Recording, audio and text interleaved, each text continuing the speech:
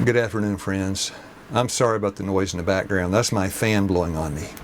It is desert hot here in Tennessee. It is steaming outside. Must be 98, 99 degrees. I've been out on the farm this morning, been picking blueberries. Whew, it's hot. Getting a lot of lessons here on the farm. So when Darlene and we pulled up on that long road, our driveway, in that Ford station wagon. It was a classroom.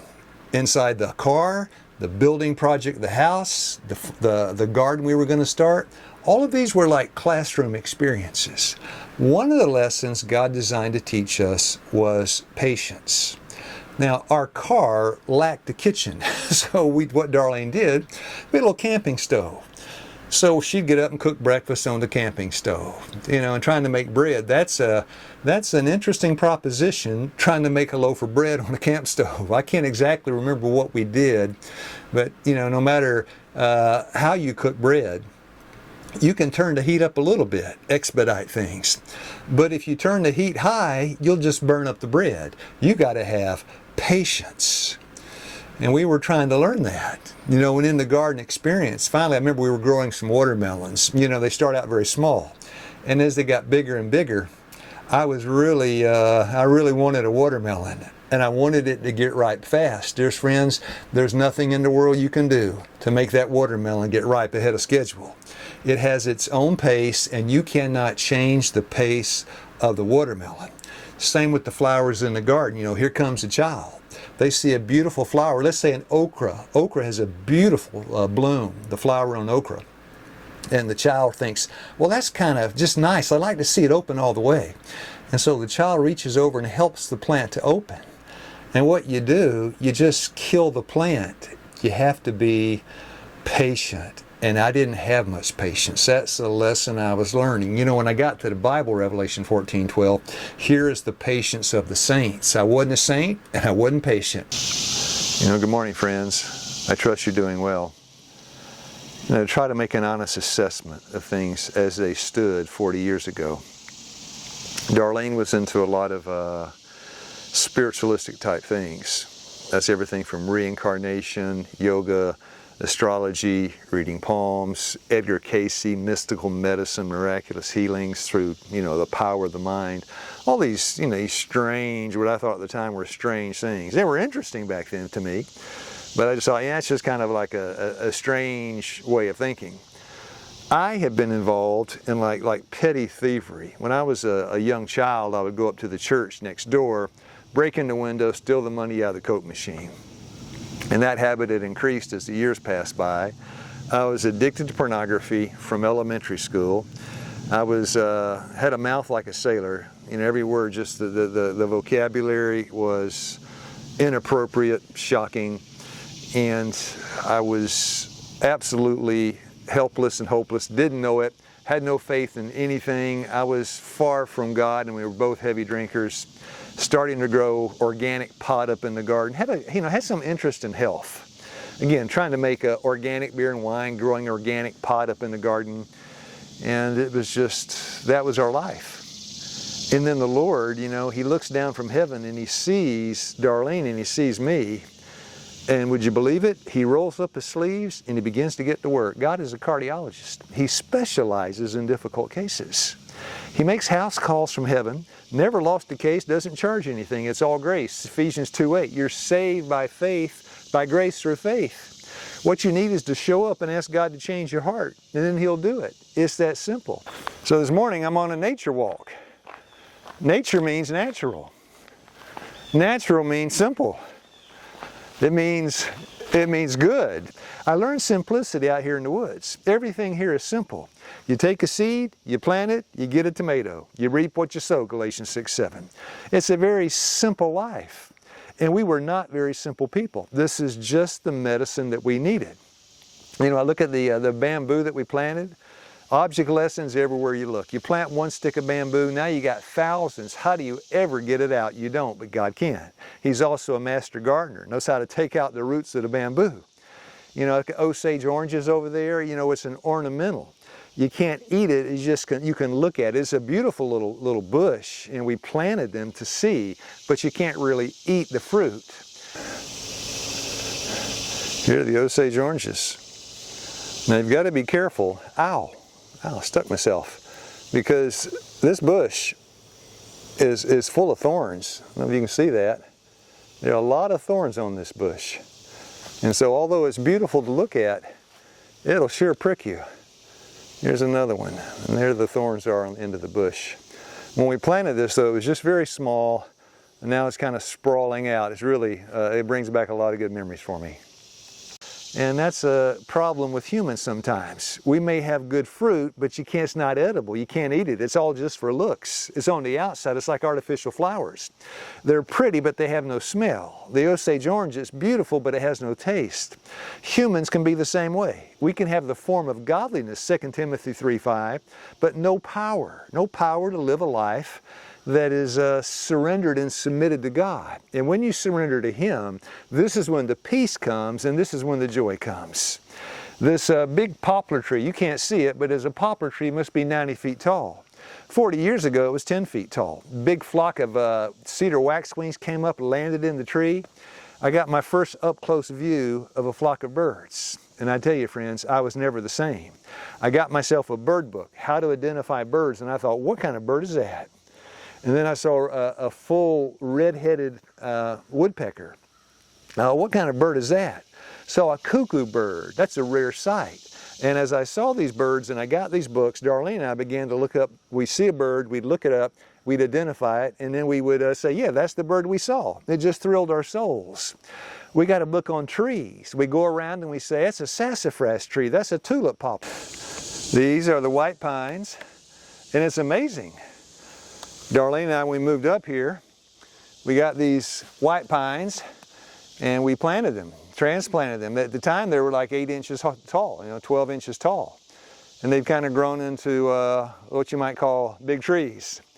But they make a nice barrier, they're easy to grow, they smell good, and they're just beautiful. And those trees of 40 years ago are now towering white pines of today. This is the road where we walked. This was our exercise track, our gym, and had a lot of good memories on this road. And this is the road I drove up this morning when we came into the place. This is the Mentone Road, the long road home. I remember when we get out and run in the mornings, see the sun coming up, I'd hear the birds and just really enjoyed my time going back and forth on this road. Gave me time to think. And when you're running on a road, most of your thoughts are of nature, because what you see is what you think about. There's a lesson in that. And so when God got us out here and started to see, here's some kudzu. When it blooms, it kind of smells like grapes. There's a grape Kool-Aid smell. And there wasn't so much kudzu back then. There's a whole lot of it today. Here's our holly tree. It's one of the few evergreen trees during the wintertime. Full of red berries, and the birds really love that. And it's just one lesson after another. We didn't have so many pine trees back then. Here's a pine tree. I bet that really smells good. Let's see. Oh yeah. The sights and sounds of the country. And the smells. I don't know if you can hear the cicadas behind me, but they're really out in force this morning.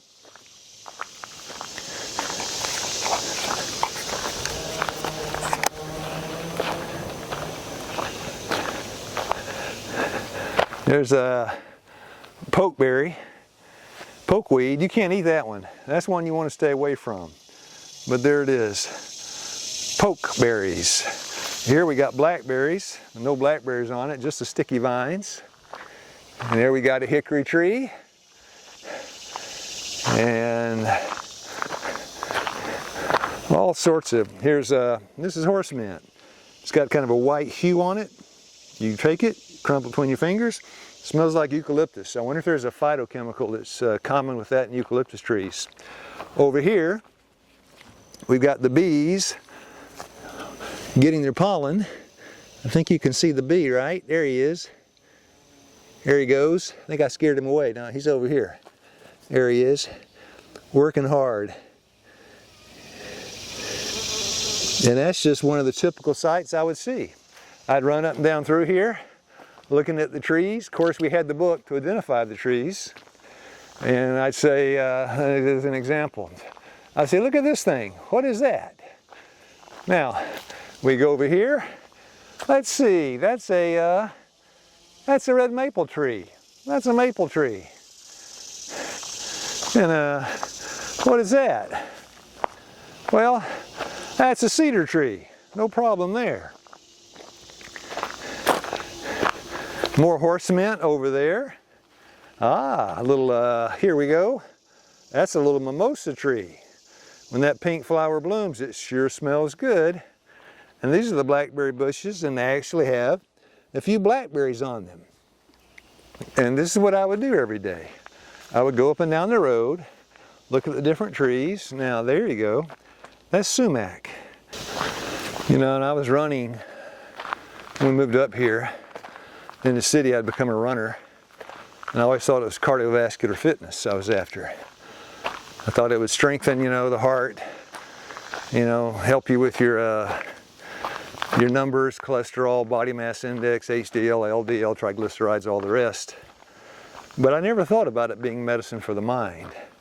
That being in nature, not only walking, jogging, it stimulates the body, but it stimulates the mind. And we need that. You know, the mind fed with just a diet of television, soap operas, you know, sedentary lifestyle, always being an observer but never a participant, it just kills you.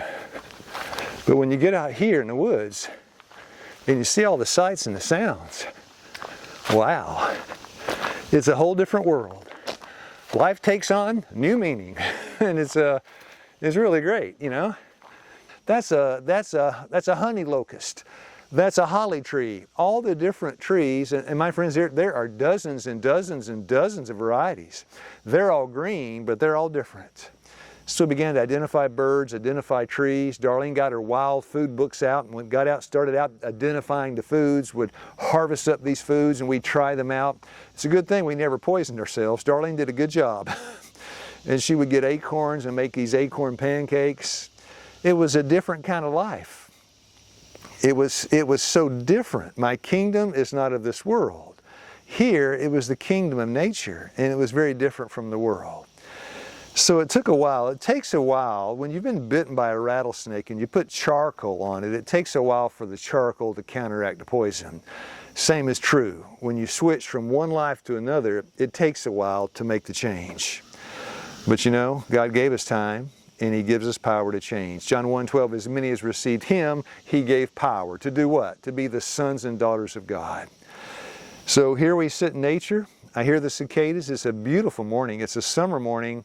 Sky is blue. When Darlene and I became Christians, finally became Christians, it was a long road. We had a friend. His name was Stan, a nice man. And when we became Christians, we began to study with him. And, you know, we spent a lot of time studying the Bible and talking about truth and different things. And then Darlene and I, we got into mission service, went to the Philippines to live and work.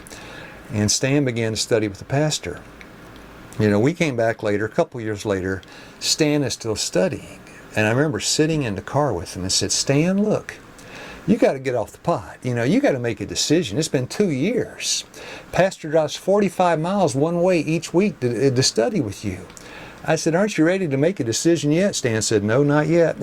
You know, I thought, what's wrong with you? I'm trying to take Stan and put him on my timetable. Ecclesiastes 3:7, there's a time to speak, a time to remain silent. The earlier verses, a time to be born, a time to die. Verse 11, God makes everything beautiful in His time. The great divine timetable, the life that is under the direction of a God of order. I just wanted what I wanted, and I wanted it now. Had no patience whatsoever. And especially, you know, when that's trying to change a watermelon or expedite the bread on the camp stove. But sometimes we try to change each other. We try to change people. And that never succeeds. If you get somebody to do what you want them to do, not because they chose to, but because of your influence and pressure, then what you have, a Christmas tree Christian, it's all on the outside. You might have someone living a life that outwardly appears, conformed to good diet, good exercise, all the good things you want to see in folks. But in reality, if it's not coming from the heart, it's all a form. It doesn't really mean anything. In the Bible, you say it's like a Pharisee. It's all on the outside. Jesus said outwardly, they're white as sepulchres, but inwardly, they're dead men's bones. And I got a lesson on that just yesterday. No, day before yesterday. I had a root canal done. Now, if you don't know what a root canal is, the pulp, where the nerve is in the tooth, it's infected. And you got two options. Either you pull the tooth, it's extracted, or you do a canal. And they go down and they drill out the pulp, they fill it, and then you put a crown on top. And it's not a simple process. It's the lady, the wonderful dentist that did the procedure. She took an hour and a half of just drilling and grinding and working. And then when it was all done, she filled it and she sealed it. And I'm going to get a crown put on top of it. But when it's all done, if she had not done that and she put just a crown so the tooth looked good, my dear friends, that means trouble ahead, right? The tooth has to be, the repair has to be from the inside. Our hearts have to be changed. And we need patience. The Lord is patient with us, and as He exercises patience with us, He expects us to exercise patience with those around us. It's a quality that is essential for progress in Christian growth. 2 Peter 3:18, grow in grace. And to grow in grace, you got to have patience. Often we have to wait on the Lord. We want Him to move faster than He moves or slower, but to be on His timetable, to walk with Him. Amos 3:3, can two walk together unless they be agreed? To walk with the Lord on His timetable, on His schedule, and that's beauty. That's not ashes. So may we strive today to be patient individuals. And if you're lacking some patience like me, don't you worry. God's got a classroom. He's got nature, experiences of life, the Bible itself, interacting with relationships with people. He designs to teach us patience because He loves us and wants to help us. And when we've mastered patience, and I have not mastered it yet, I'm in first grade still, but when you master patience, life takes on a new, it's a new perspective. Then you can say, God knows all about it. He's going to take care of things. He'll make all things beautiful in His time. Ecclesiastes 3:11. God bless you, my friends. You have a nice day.